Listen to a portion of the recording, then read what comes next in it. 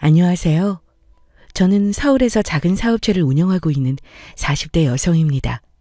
그간 제 삶을 뒤돌아보면요. 원하는 것이 생기면 쉽게 누릴 수 있고 가질 수 있었다고 생각해왔었어요. 그런데 결혼 생활만큼은 꼭 그렇지도 않더라고요. 출퇴근길 여러분들의 사연을 들을 때에도 제 상황과 비슷한 부분이 있는 분들 이야기에는 더 귀가 쫑긋하게 되더군요. 그래도 저만큼 드라마같이 황당하고 센 결혼 이야기가 또 있을까 싶은 마음에 이렇게 사연을 보내봅니다. 아주 세고 매운 제 이야기 들어보시고 힘든 상황에 계시는 분들에게 조금이나마 위안이 되셨으면 좋겠습니다. 저는 어릴 적부터 가정 형편이 좋은 편이었습니다. 솔직히 말해서 부족함을 모르고 살았죠. 아버지 집안이 대대로 하시는 사업체도 나름 규모가 있는 편이었고 집안 대 집안으로 약속했던 결혼으로 어머니를 만나 제가 태어났거든요. 외동딸로 귀하게 자라면서 누구보다 큰 사랑을 받았고 금전적인 부족함이라는 것 자체를 모르고 자랐습니다. 어쩌면 그래서 지금 40대의 나이에도 제 이름을 걸고 하는 사업에 대한 지원도 많이 받을 수 있었어요. 아직까진 우리나라에서 여자 혼자 사업하는 게 쉽지만은 않다고 생각하거든요. 그런 저의 집안 배경에 가장 큰 수혜자는 따로 있었습니다. 바로 제 남편인데요. 남편은 저보다 1살 어린 연하남 같은 친구였습니다. 2년 전 친구들과 가진 사적인 모임에서 우연히 만났고 저는 첫눈에 남편한테 반해버렸어요. 제가 사업하고 일한 지가 오래돼서 그런지 낯선 사람을 만나면 조금 낯도 가리고 약간 첫인상이 냉랭하다는 얘기를 많이 듣는 편인데요. 이상하게 남편을 처음 보던 날은 그 사람 앞에서 제가 한없이 무너지더라고요. 그 사람 얘기에 많이 웃게 되고 40 가까운 나이가 되도록 이렇게 날 편안하게 이끌어주는 남자는 처음이라는 생각마저 들었습니다. 남편도 첫 만남부터 저에게 적극적으로 대시하기도 했고요. 오히려 나중에는 제 주변 친구들에게 남편과 결혼에 대한 부추김을 더 많이 당했던 것 같네요. 약간 쑥스럽고 민망했지만 싫진 않더라고요. 어머, 너 그 남자랑 잘 되고 있는 거 맞지? 너 이러는 모습 처음 봐서 그래. 대체 그 남자는 무슨 능력이길래 널 이렇게 높게 만든 거야? 에이, 무슨... 근데 진짜 건강한 사고를 가진 남자 같아. 매력을 말하자면 끝도 없어. 나 이 나이에 결혼 생각해도 되는 걸까? 진짜 40대면서부터 결혼 생각 1도 없었는데 주책스럽게 요즘 자꾸 이 사람이랑 결혼하고 싶어지네? 뭐가 문제니? 너 능력되지, 집안 좋지. 솔직히 말해서 그 남자 집안이며 직업이며 좀 안 좋다는 얘기는 우리도 그전에 들었지만 글쎄, 난 그게 별로 문제되는지는 모르겠어. 요즘 세상이 그런 거 다 따지면서 결혼하는 세상도 아니고. 게다가 넌 네가 능력이 되잖니. 아무튼 결국 남편과의 인연은 짧은 연애 후 바로 결혼이라는 엄청난 진행 속도를 보였습니다. 남편 부모님 2분은 모두 교통사고로 돌아가셨던지라 시댁 식구들이라고 할 것도 없었던 탓에 결혼 진행은 오히려 더 수월했던 것 같아요. 되려 제가 홀로 지낸 남편을 더 보듬어줘야겠다는 결심도 하게 되더라고요. 그래서 결혼하자마자 저희 부모님은 어려운 형편이었던 남편에게 골프용품 전문 매장을 크게 차려주기도 했죠. 제 입장에서도 남편이 이런 일 저런 일 하는 것보다 본인이 좋아하는 골프 관련 매장을 하며 벌이를 하기를 원했고 본인의 능력으로 자리 잡게 해주며 나름 기도 좀 살려주고 싶었거든요. 그렇게 어느덧 시간이 흐르고 저희는 2번째 결혼 기념일을 맞았습니다. 당신이랑 결혼한 지가 벌써 2년이네. 시간 참 빠르다. 그치? 내가 진짜 와이프 복 하나는 끝내주는 것 같아. 이렇게 능력 좋은 와이프를 만날 줄 2년 전에는 꿈에도 몰랐는데 말이야. 자기야말로 2년 동안 변함없이 사랑해줘서 너무 고맙지. 내가 여자로는 어린 나이도 아니잖아, 사실. 내 다음 욕심은 얼른 당신과 나 사이에 예쁜 아이가 생겼으면 하는 게 바람이야. 잘 될 거야, 여보. 우리 같이 노력하자. 그리고 난 사실 아이 생각은 그렇게 들지 않는다. 그냥 당신이랑 행복하게 쭉 살아도 전혀 부족함 없이 지낼 자신 있거든. 우리 어머니 아버지 교통사고로 그렇게 돌아가시고 난 거의 고아처럼 혼자 지냈었어. 그러다가 진짜 당신 같은 아내를 만나서 가족이 생겼다는 것만으로도 무지하게 행복해. 진심이야. 그러고 내가 딸이라도 가지면 누구보다 딸바보 될 사람이 당신 같은데? 사실 남편은 상대적으로 어려운 환경에서 저와 결혼한 뒤로 줄곧 저희 집안 도움을 받으며 지내왔음에도 구김없이 저를 대해줬어요. 저는 그 모습이 참 좋았었죠. 하물며 남편이 운영하는 골프 용품샵에 대한 소유권이며 저희가 함께 사는 집 명의도 모두 제 것이었거든요. 여기에 일절 불만을 갖지도 않았고 2년간의 결혼 생활 내내 저희 부모님, 주변 지인들까지 입을 모아 남편의 근면 성실함에 대해 칭찬하기도 했었죠. 그런 남편이 더 길을 펴고 한 가정의 가장 역할을 할 수 있게 조만간 매장 사업에 대한 소유권도 남편에게 돌려주려는 생각도 하던 참이었습니다. 그러던 어느 날 남편이 떨리는 목소리로 저에게 전화를 했어요. 평소와는 다른 목소리에 적지 않게 저도 놀랐었죠. 그 이유는 더 놀랄 일이기도 했고요. 여보, 목소리가 왜 그래? 무슨 일 있어? 지금부터 내가 하는 얘기가 좀 황당하게 들리더라도 이해해줘. 지금 나 역시도 이것저것 복잡한 마음이어서 그래. 무슨 일인데 그래?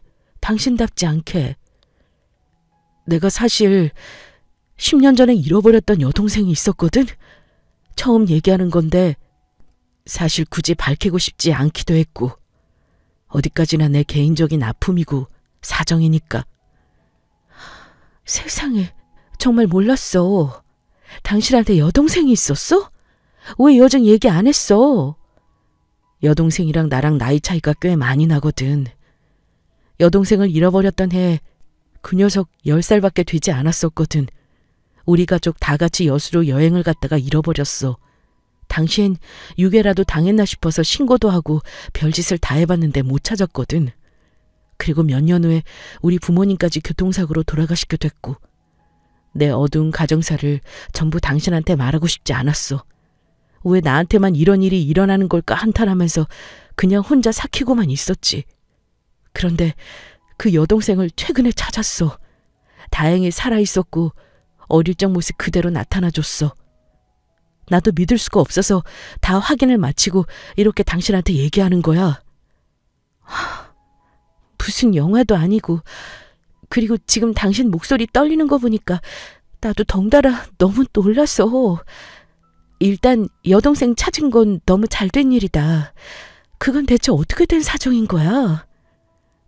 당신 몰래 언제라도 여동생을 찾고 싶어서 이곳저곳 기관에 등록해둔 것도 있었거든. 이번에 기관에서 연락이 왔고 사실 따로 한번 만나보기도 했어. 확인도 다 마쳤고. 근데 이 녀석이 임신을 한 상태지 뭐야. 임신? 당신 여동생이 그럼 결혼한 상태인 거야?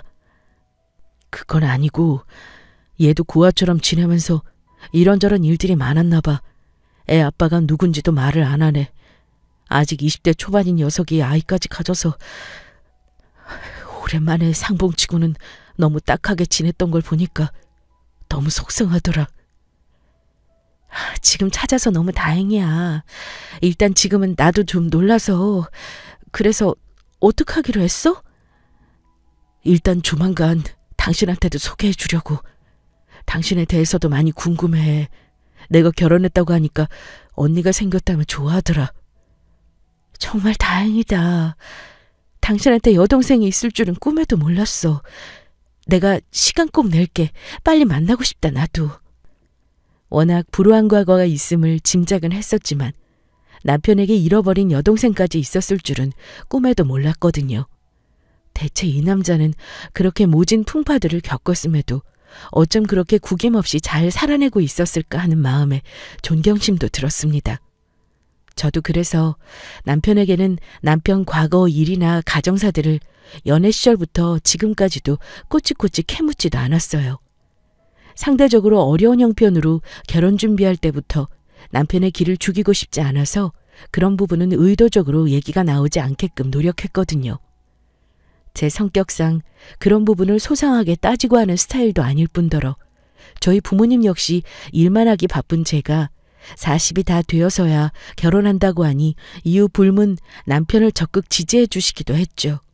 어쨌든 거의 20살 가까이 차이가 나는 여동생의 존재를 알게 되니 저도 궁금하더군요. 아무리 시누이지만 그래도 제 첫 시댁 식구가 생긴다는 마음에 괜시리 설레기까지 했어요. 며칠 지나지 않아 남편이 자리를 만들었고 여동생과 함께 식사 자리를 가졌습니다. 언니, 안녕하세요. 오빠한테 얘기 많이 들었어요. 실제로 뵈니까 너무 미인이신데요? 아가씨라고 부르는 게 맞겠죠? 저도 경황이 없어서 지금 이 상황이 일단은 너무 반가워요. 지금 홀몸도 아니라고 들었는데 몸은 좀 괜찮아요? 네, 아직 초기예요. 이렇게 10년 만에 오빠도 찾게 됐고 저희 집 이야기가 얘기하자면 끝도 없어서요. 오빠 결혼했다는 얘기 듣고 저도 얼마나 기뻤는지 몰라요. 저도 그럼 언니라고 해도 되죠? 20대의 어린 나이 치고는 성격이 꽤나 싹싹했습니다. 역시 남매라 그런지 그늘진 면도 보이지 않았고 오히려 씩씩하고 밝은 성격으로 부침성 있게 대우하는 모습이 마치 제 남편을 보는 듯 했습니다. 결혼 준비할 때도 시부모님이 안 계셔서 아예 시댁 식구는 처음 대면하는 상황이다 보니 이것대로 또 반갑고 기분이 좋더군요.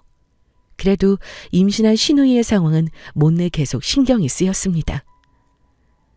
이 사람한테 듣기는 했는데 애 아빠 없이 아이를 낳아야 하는 상황이라고요. 힘들겠어요. 고생도 많았을 거고. 이제라도 오빠를 찾아서 정말 다행이에요. 이젠 나도 있으니까 우리한테 의지하면서 예쁜 아이 낳고 잘 지내봐요. 아참, 그리고 과거 얘기는 일일이 나한테까지 다 말할 필요는 없어요. 이제 우리랑 가족으로 행복한 시간만 보내요. 자리에서 우리 둘의 대화를 듣던 남편도 흐뭇한 표정으로 바라보더군요. 연신 저한테 고맙다는 말밖에는 하지 않은 남편의 색을 이해하자니 안쓰럽기도 하고 한편으론 본인의 가족을 처음 소개시켜주는 밝은 표정에 뭉클하기도 했습니다. 당신이 이렇게 내 동생한테 따뜻하게 얘기해주는 모습을 보니까 나도 기분이 좋다. 당연한 도리지. 아가씨 출산하고 나면 당신 매장에서 같이 근무하면서 일하게 하면 어떨까? 다른 직장 구하면서 지내는 것보단 낫잖아. 나야 너무 좋지. 역시 당신은 나보다 한 수 앞을 내다보네. 그럼 아가씨 지금은 어디서 지내? 홀몸도 아닌데 걱정되네. 그래서 말인데 내 동생 우리가 좀 도와주면 어떨까? 염치 없지만 내가 당장 이 녀석한테 집을 해줄 수 있는 상황은 아니고 아무래도 경제권이 있는 당신한테 부탁을 좀 해야 하는 부분이라서 말이야.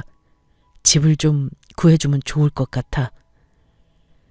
남편도 변변치 않은 곳에서 지내는 여동생이 많이 신경 쓰였을 테죠. 솔직하게 제안한 부탁을 못 들어줄 이유도 없었던 저는 흔쾌히 집을 구해주기로 했습니다. 아직 저는 아이를 가져본 적이 없는지라 새 생명을 갖고 있는 여자의 심정을 100% 헤아리지는 못하지만 그래도 누구보다 자기 보금자리에서 편안히 지냈으면 하는 마음이 들더군요. 마침 옥수동에 제 명의로 된 작은 아파트가 있었고 시기도 잘 맞아서 그 집에 아가씨를 지내게 하기로 했어요. 마침 내 이름으로 된 옥수동 아파트가 다다음 주까지 비울 수 있을 것 같아. 아가씨 거기서 살게 하자. 근처에 마트며 공원이며 지내기 좋을 거야. 그러니까 당신도 너무 걱정하지 마. 정말 고마워. 세상에 여보 같은 여자는 없을 거야. 아무리 당신이 오빠라지만 오빠가 해줄 수 있는 부분 따로 있고 내가 언니로서 해줄 수 있는 것들도 분명히 있을 거야. 나도 잘할게. 그러고 보니 나 이제 시댁 식구가 생긴 셈 아니야? 당신 앞으로 골치 안 아프려면 중간에서 잘하라고. 남편과 너스레를 떨며 농담도 했고 이전보다 한층 밝아 보이는 남편 모습에 저도 덩달아 힘이 났습니다. 어차피 시누이가 살기로 한 아파트도 제 명의였고 그때까지도 저희 부모님에게는 이 같은 상황을 알리지 않았어요. 갑자기 얘기하기엔 설명도 길어질 거고 차라리 조금 시간이 지난 뒤에 명절이 다가오거나 하면 차차 말씀드리자 마음 먹었죠. 시누이는 몇 달 새에 배가 많이 불러왔어요. 그새 저희는 남부럽지 않은 사이가 되기도 했죠. 슈누이가 워낙 부침성이 좋은 성격이라 언니 언니 하며 따르는 모습에 저도 진짜 언니라도 된 양 이것저것 챙겨주며 지냈습니다. 어릴 적부터 혼자 외동으로 자란 탓에 저한테도 이런 여동생이 있었으면 하는 생각도 늘 있었거든요.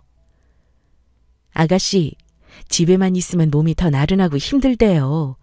바깥 구경도 좀 하고 걷고 하는 게 좋다던데 이번 주말 같이 쇼핑이라도 해요. 어머 언니, 너무 좋죠. 역시 언니밖에 없어요. 같이 백화점 가서 필요한 것도 좀 사고 이제 곧 여름인데 우리 아가씨 인부복도 예쁜 걸로 좀 사주고 싶네. 그럼 백화점 갔다가 맛집도 가요 언니. 제가 핫플 찾아놓을게요. 신우이는 저와도 나이 차이가 꽤 있는지라 생기 있고 파릇파릇한 모습을 보자면 내가 이른 결혼을 했으면 이만한 딸이 있었을 수도 있겠구나 싶은 생각이 들 때가 많았어요. 그만큼 더 챙겨주고 싶고 보살펴주고 싶었거든요. 노력을 함에도 생기지 않는 아이 때문에 스트레스도 심했던 저는 사실 신우이가 부럽기도 했습니다. 그런 제 마음을 아는지 신우이도 살뜰하게 제 마음을 보듬어주는 게 고마웠어요. 안 그래도 오빠가 저한테 얘기하더라고요. 언니도 노력 많이 하시는데 아직 아이가 안 생겨서 고민이 많으시다고요. 맞아요. 때가 있겠죠 뭐. 근데 나도 적은 나이가 아니라 그게 걱정이죠. 얼른 아가씨한테도 조카를 보여줘야 하는데, 그쵸? 아, 그러네요, 조카. 조카 빨리 생겼으면 좋겠네요, 저도. 다음 주 산부인과 검진 나랑 같이 가요, 아가씨. 나도 자주 다녀보며 미리 경험도 해볼 겸 그런 건 여자가 같이 가주는 게 좋잖아. 정말요? 어머, 근데 그거 오빠가 같이 가주기로 했었거든요. 제가 다시 얘기해 볼게요. 그이가요? 요즘 바쁠 텐데 시간이 된다던가요? 아가씨 진짜 아끼나 봐요. 원래 그이가 좀 살뜰하고 자상한 구석이 있어요. 알죠. 우리 오빠만한 남자도 없어요, 진짜. 실제로 남편은 신우이의 산딸이 다가올수록 자신의 여동생을 극진히 챙겼어요. 계절이 풀리면서 매장 사업 일이 성수기인 탓에 보통이면 퇴근도 늦고 주말 없이 일해야 할 때가 많은데도 남편은 꼬박꼬박 퇴근길에 신우이 아파트에 들렀다고 오곤 했습니다. 그날 신우이가 먹고 싶은 과일이며 간식거리들을 사다 주고 오는 길이라고 했죠. 너무 늦는 날에는 제가 아예 신우이 집에서 저녁도 먹고 오라고 한 적도 많았습니다. 여보, 그런데 매번 그렇게 아가씨 집에 들렀다 오는 거 힘들지 않아? 아, 내가? 힘들긴. 내 동생 집 가는 건데 뭘. 게다가 애가 홀몸도 아니잖아. 점점 배가 불러오니까 혼자 밥은 잘 챙겨 먹는 건지 걱정되기도 하고 가족이라곤 나밖에 없는데 내가 자주 들여다봐야지 뭐. 그러게 우리 부부 둘 다 일하느라 바빠서. 내 생각엔 차라리 일하시는 여사님 고용해서 아가씨 집에 같이 지내게 하면 어때? 요즘 워낙 잘 돼 있어서 임산부 전용 도우미도 있다고 들었어. 에이, 그래도 그렇지. 어떻게 남의 손에 맡겨. 나 하나도 안 힘들어. 퇴근길에 잠깐 들러서 보고 오는 건데 뭘. 그렇다고 같이 살자고 할 수도 없고 뭐랄까 내가 해줄 수 있는 건 다 해주고 싶어서 그래. 내가 봐도 아가씨 혼자 지내긴 힘들어 보여서 도우미를 알아보려 했지. 이렇게 내 동생 생각해주는 것만으로도 고마워. 나 진짜 괜찮으니까 걱정 마 여보. 사실 제가 신우이 집에 도우미를 얻어주겠다고 한 데에는 이유가 있었습니다. 남편이 퇴근하면 곧장 집으로 오지 않고 거의 매일 옥수동에 들렀다 오는 것이 어느 때부터는 조금 섭섭하더라고요. 10년 만에 만난 여동생에다가 미혼모의 삶을 살아야 하는 임산부라는 사정까지 너무너무 이해는 가지만 그래도 저도 아내이고 여자인데 남편의 관심을 덜 받는 느낌이 드니까 한편으로는 섭섭하고 속상함이 쌓이더라고요. 게다가 신우이의 SNS를 보고 있자면 마치 제 남편과 부부 같은 일상을 보내는 것 같은 느낌도 들었어요. 다른 사람이 보면 오해하겠다 싶었죠. 아가씨 인스타그램 보니까 당신이랑 같이 연담도 갔던데 그거 지난 주말이야? 지난 주말이었나? 헷갈린다. 그때 나도 일하던 와중에 급하게 시간 낸 거라 당신한테 얘기를 못했네. 내 동생이 인스타에 사진 올렸어? 거기 예약 힘들다고 해서 우리도 가려다가 못 갔던 곳이잖아. 아, 그랬지 참. 아이고, 다음엔 당신이랑 가야겠다. 내가 말도 못했는데 괜히 그거 보고 섭섭했겠네 우리 여보. 아니야. 섭섭하기보단 그냥 모르겠어. 근데 이해는 해. 10년 만에 만난 여동생이 아이까지 가졌는데 챙겨줄 가족이 없는 상황이잖아. 당신이 오빠로서 할 수 있는 걸 한다고 생각해야지. 근데 가끔 친구들이 이상한 소리를 해서 그래. 이상한 소리라니? 그게 무슨 얘기야? 아니, 그냥 남들 눈에는 당신이 아가씨 남편처럼 보인다는 거지. 인스타그램 속 사진들만 보면 말이야. 에이, 관심들도 많아. 당신답지 않게 왜 그래? 그런 친구들 말에 소갈이 하는 거야? 하긴 당신 성격에 내 가정사 얘기를 또 일일이 친구들에게 얘기할 스타일은 아니니까 설명하기 힘들긴 했겠다. 내가 미안해. 미안하단 소리 듣자고 한 얘기는 아니야. 괜찮아. 이 같은 인스타그램 일만 해도 여러 번의 계기가 있었습니다. 제가 가고 싶다던 레스토랑과 파스타 맛집들이 신우이의 계정에 태그되어 올라오면 항상 함께 있는 사진에 남편이 있었으니까요.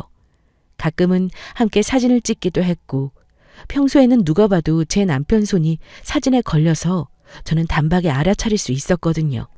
신우이의 초음파 사진에 하트를 남긴 남편의 댓글을 보고 있자니 저도 복잡한 심경이 들었습니다. 이렇게나 아이를 갖고 싶어하는 남자인데 뭔가 미안하기도 했어요. 저답지 않게 슬슬 힘든 상황이 오더라고요. 이게 질투심이라고 하기엔 받아들이기 어렵고 부부관계에 문제가 있다고 하기엔 애매했어요. 그냥 제가 예민하게 구는 문제인 걸로 자신과 합의를 하고 넘기곤 했습니다. 그런데 그때 즈음부터 제 주변 친구들도 조금씩 저에게 이상한 말을 하더군요. 남편의 가정사 얘기를 전부 하진 못했지만 그래도 잃어버린 여동생을 10년 만에 찾았다는 얘기는 오랜 친구들 몇몇한테는 했던 상태였거든요. 나에게도 신우이가 생겼다며 남편이 행복한 걸 보니 다행이라며 너스레를 떨었던 기억이 여럿 있었습니다. 예, 네 신우이 인스타그램 나도 우연히 봤는데 좀 이상하지 않니? 갑자기? 뭐 이상한 게시물이라도 있어? 왜 모든 게시물마다 네 남편이 있느냔 말이야. 댓글로 주고받는 하트도 좀 불편하고 사실 당사자도 아닌 내가 이런 말하는 거 너무 불편한 오지랖 같아서 안 하려고 했는데 뭔가 미심쩍긴 해. 아, 미심쩍어 할 필요 없어. 사실 안 그래도 나도 그것 때문에 남편이랑 얘기해봤는데 괜히 내가 예민하게 구는 거더라고. 요즘 나도 아이 갖고 싶어서 이것저것 준비하고 지내다 보니까 신경이 곤두서 있었던 것 같아. 남편이 매일매일 퇴근길에 그렇게 챙기지 않으면 우리 신우이는 돌봐줄 가족이 없잖아. 요즘 형부 퇴근길마다 옥수동 가니? 아, 그건 진짜 아닌 것 같은데. 너 안 섭섭해? 왜 안 섭섭해? 섭섭한데 섭섭해하면 안 되는 뭐 그런 거야. 내가 요즘 좀 그래서 복잡하긴 해, 마음이. 몇 살이랬지, 신우가? 글쎄, 24살쯤 된다고 했던 것 같은데? 어머, 나이도 제대로 모르는 거야? 이름은? 뭐 등본까지 떼보는 건 오바였을 테고. 아니, 확실하게 확인은 한 거야? 진짜 여동생인지? 네 성격에 그런 거 꼼꼼하게 안 따져봤을 것 같아. 노파심에 하는 말이야. 안 따져보긴 했지. 글쎄, 근데 묘하게 내 남편 얼굴도 보이고 어린 나이인데도 성격 사근사근하니 좋아. 사실 그리고 몇 개월 사이에 아가씨랑 진짜 많이 친해졌거든. 필요한 거 있으면 연락하고 남편이 시간 안 될 때는 우리들이 쇼핑도 가고 그래. 관계에서는 전혀 불편한 문제가 없어. 잘 들어. 아까도 말했지만 이건 내가 네 친구로서 정말 오지랖일 수 있어. 하지만 나뿐만 아니라 우리 친구들이 봤을 때는 말이야. 네 남편도 수상하고 그 신우이도 좀 수상해. 요즘 세상이 어떤 세상인데 제대로 된 확인도 없이 잃어버린 여동생을 찾았다고 넙죽 가족으로 받아들여? 그건 네가 남편을 너무 믿어서 그러는 거야. 남편 말이 전부 맞다고 믿기 전에 너부터 돌봤으면 하는 마음에 하는 이야기야. 기분 나쁘게 듣지는 마. 중학교 시절부터 절친이었던 친구는 평소에도 자주 연락하는 스타일은 아니었습니다. 그치만 제 인생에 가장 친했던 베스트 프렌드였고 저보다 결혼을 일찍, 아이도 일찍이었던 인생 선배로 이런저런 사는 얘기를 자주 해주던 친구였어요.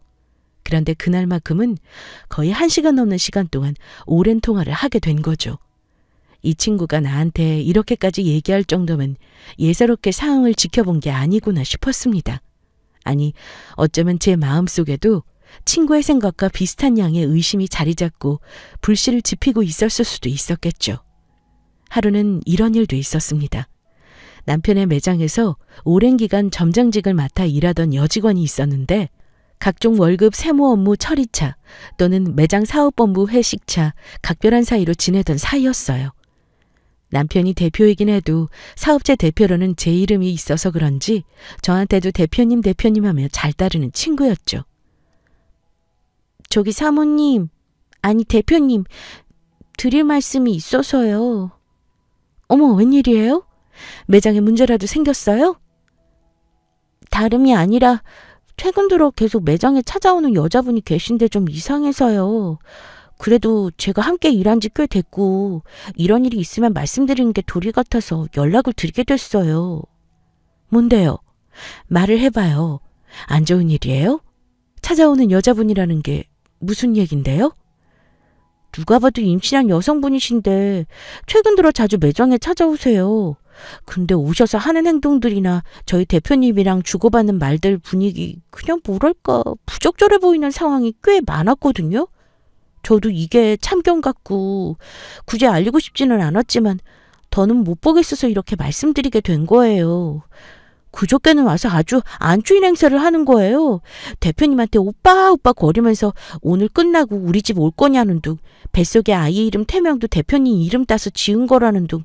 저야 그렇다 치고 매장 직원들이 다들 쉬쉬하면서도 불편해하는 분위기예요.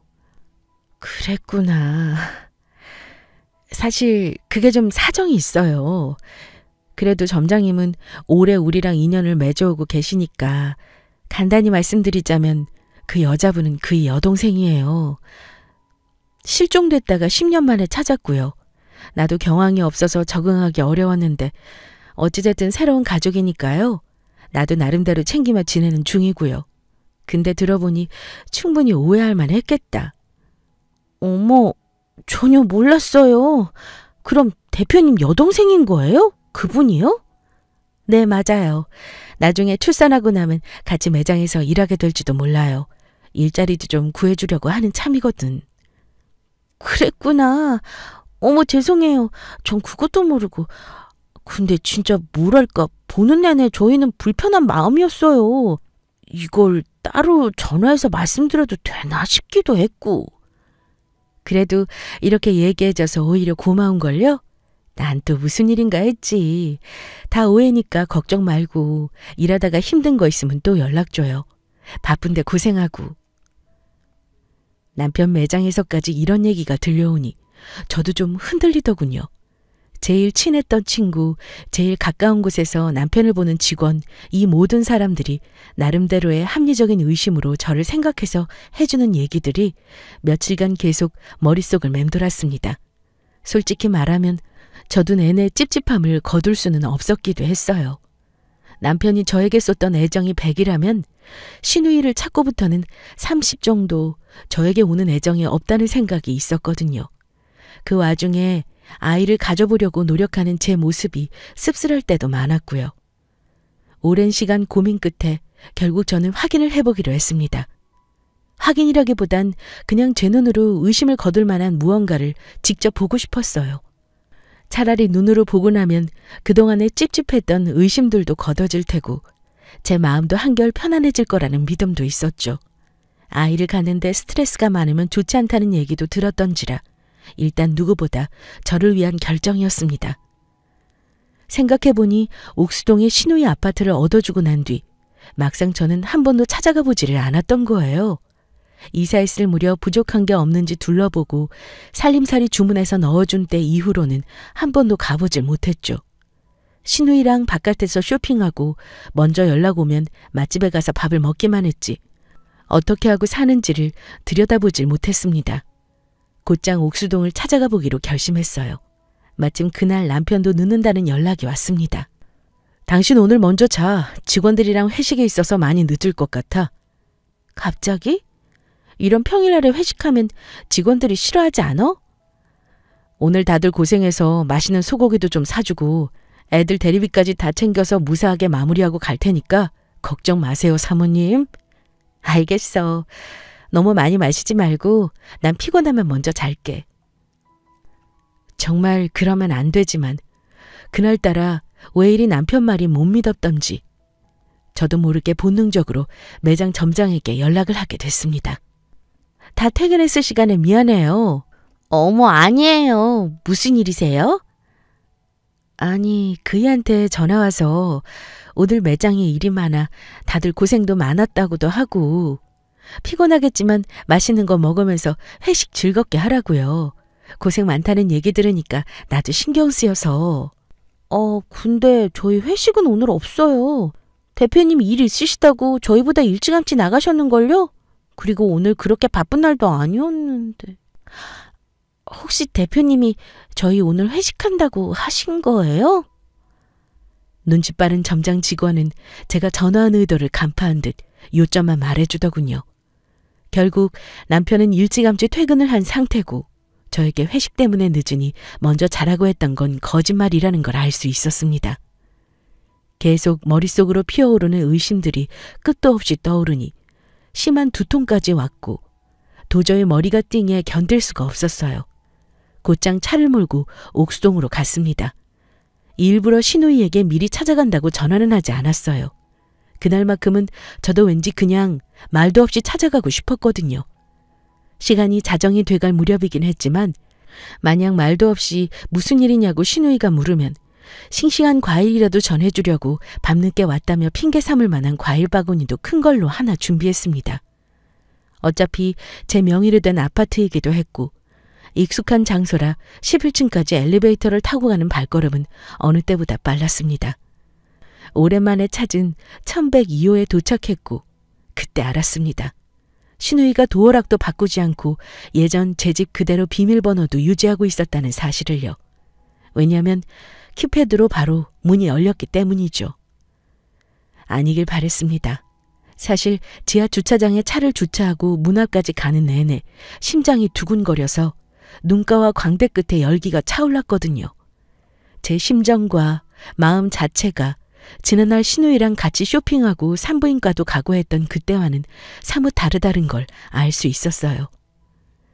마음을 가다듬고 문 앞에 선 뒤 배를 누를 생각도 못했습니다. 그냥 무작정 본능적으로 제가 기억하는 도어락 키패드 비밀번호를 누른 뒤 문을 연 순간 아뿔싸 제 앞에 믿기 어려운 광경이 펼쳐졌습니다.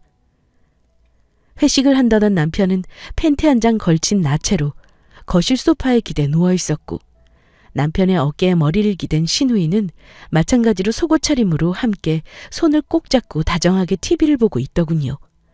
제 등장을 본 두 사람은 순간 얼어붙었습니다. 당신이 이 시간에 어쩐 일로 이렇게 불쑥 찾아왔어? 그 얘긴 내가 해야 할 말 같은데 지금 이 상황 뭐야? 두 사람 지금 뭐하고 있었던 거야? 어머, 언니, 일단 그런 거 아니니까 흥분하지 마시고요. 제가 설명을 좀... 설명이요? 제가 지금 두 눈으로 확인했는데 설명이요? 이거 처음부터 잘못된 거 맞죠? 어디서부터예요? 두 사람 날 속인 거 맞냐고요? 소리치지 마. 이 사람 지금 아기 가졌잖아. 이 시간에 찾아와서 이렇게 큰 소리를 행패 부릴 일은 아니잖아. 임신한 사람 앞에서 윽박지르지 마.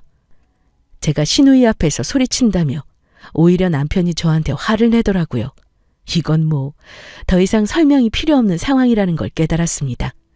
신우이를 알고 있던 그 여자가 남편 여동생이 아니라 상간녀였다는 것도 본능적으로 확인이 맞춰졌고요. 여동생이라며 10년 만에 찾아서 눈물 난다며 10년 만에 찾은 여동생이 너무 소중하고 귀에서 얼굴 맞대고 입 맞추며 두 몸뚱아리 비비며 애정을 과시한 거니? 게다가 이상하게 임신한 사람 앞에서 조용히 얘기하라고? 내가 차차 설명할게. 이 사람은 홀몸 아니잖아. 일단 나가서 얘기해. 못 나가.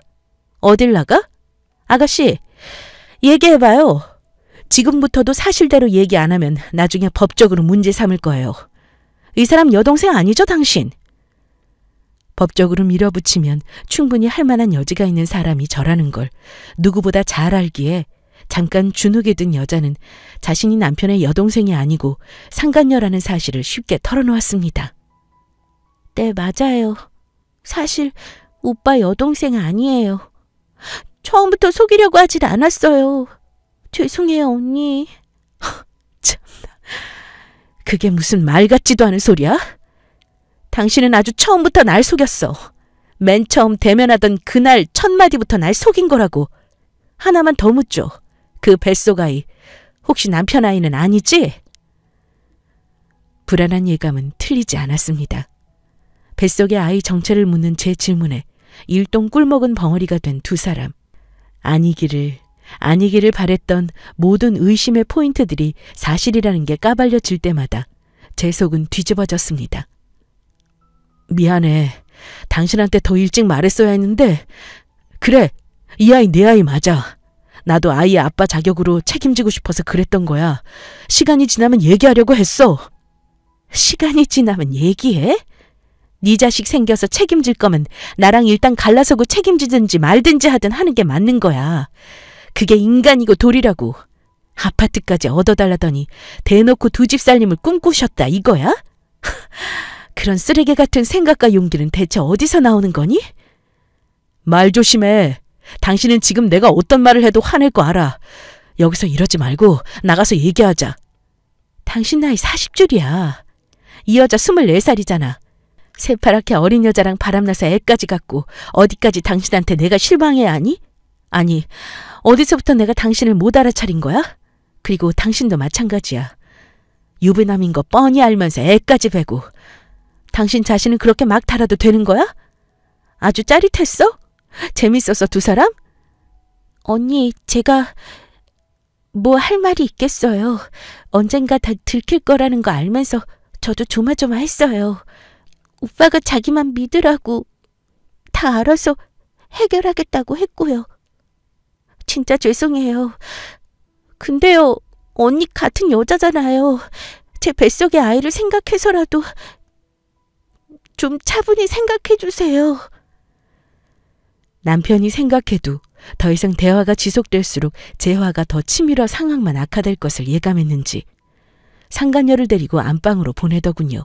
마음 같아선 두 사람을 당장 제 아파트에서 내쫓고 내일이라도 이혼 서류를 쓰러 가고 싶었습니다. 그치만 이왕 이렇게 들통난 거 더 상세하게 듣고 싶었어요. 남편이 완벽하게 절 속인 이유, 언제부터였는지, 무슨 배짱으로 그랬는지, 이 모든 상황을 나에게 마지막까지 어떻게 얘기하는지. 사람이 너무 황당하고 배신감을 느끼니까 되려 차분함이 또 유지가 되더라는 걸 그때 깨달았습니다. 저는 차분하게 다 얘기하라고 했습니다. 솔직하게 얘기하지 않으면 더 법적인 책임을 물을 거라는 것도 명확히 했죠. 만난 지 2년 정도 돼가고 곧바로 임신하게 됐어. 세상에, 미쳤구나. 우리 신혼 때 아니야? 뭐 하는 여자야? 어떻게 그렇게 감쪽같이 속일 수 있어? 무슨 배짱이니 대체? 나 당신 성격 알고 당신이 가진 능력 알기 때문에 솔직히 말하는 거야. 사실 비즈니스 하면서 만난 술집 여자야. 왜 당신도 내 성격 알잖아. 아무리 술집 여자라고 해도 막상 내 아이 가졌다고 하니까 나도 책임져야겠다는 생각이 들었나 봐. 그걸 당신한테 먼저 알렸어야 했고 우리 관계도 정리했어야 하는 게 맞는데 그만큼 당신을 사랑해서 내가... 그만해. 듣기 싫어. 진심이야 다 알았으니까 한마디도 하지 마. 그리고 이 집 다음 주까지 정리해. 오늘부턴 우리 집에도 오지 마. 더 이상 남편이 반성하는 듯한 표정으로 주저리 저에게 하는 말들을 드러낼 자신이 없었어요. 집으로 돌아가는 길은 온전하게 운전해낼 자신도 없어서 급하게 택시를 잡아 탔습니다. 택시 안에서 복합적인 감정이 차올라 펑펑 울었습니다. 나이가 드니 펑펑 울 일이 없다고 생각이 들었는데 그날만큼은 눈이 퉁퉁 붓도록 울었던 것 같아요. 내 결혼에 대한 실패, 믿었던 남편에 대한 배신감, 영문도 모르고 쉰우이를 챙기며 맺었던 관계들, 나에게 대한 실망감, 이 모든 것들이 제 마음에 날카로운 화살촉처럼 박히고 말았죠. 며칠이 지나고 제 마음속에 선 결심은 곧바로 행동으로 이어졌어요. 곧바로 이혼 변호사를 선임하고 제가 입은 피해, 남편이 상간녀와 벌인 거짓된 행동과 말들, 모든 상황을 시간과 금전적으로 계산하여 확실하고 말끔한 이혼을 위해 내달렸습니다. 이혼을 준비하면서 쓰는 비용이 한 푼도 아깝지가 않더군요. 다행히 집이며 회사며 모든 명의와 경제권이 저에게 있었기에 생각보다 절차나 과정이 복잡하진 않았습니다. 다만 제 바람은 남편을 빈털터리로 내쫓아 다시는 내 눈앞에 나타나지 않게 하는 것, 오로지 그것 하나뿐이었어요. 그렇게 본인이 자신하는 아빠로서의 책임감, 제가 없는 곳에서 성실히 임하며 어디 한번 상간녀랑 행복하게 살아봐라. 다만 나와 함께하며 누렸던 모든 것들은 다 뺏어내고 보내리라는 다짐을 했습니다. 부침없이 이혼은 잘 마무리됐고 계획대로 남편은 빈털터리가 되어 쫓겨나다시피 저와의 인연을 마무리했습니다. 글쎄요, 제 이혼이 남들처럼 통쾌한 복수라고 하기엔 부족할 수도 있어요. 다만 남자 하나 믿고 다른 부분들을 맥없이 놓쳐버린 제 판단력과 실패에 대한 자괴감이 오히려 절 힘들게 하더라고요. 지금 이 사연을 보내는 요즘의 제 모습도 완벽하게 치유되지는 않았습니다. 다시는 누굴 믿고 사랑할 자신도 솔직히 없거든요. 하지만 뒤늦게라도 치러진 이혼이 제 인생의 또 다른 영수증으로 청구된 것이라고 치고 앞으로 남은 인생을 누구보다 절 위해 살아보려 합니다. 부침 많은 결혼 생활과 혹은 이혼을 겪으며 남은 자신의 삶을 살아내시는 많은 분들에게 조금이나마 위로가 되었기를 바라요. 긴 이야기 들어주셔서 감사드립니다.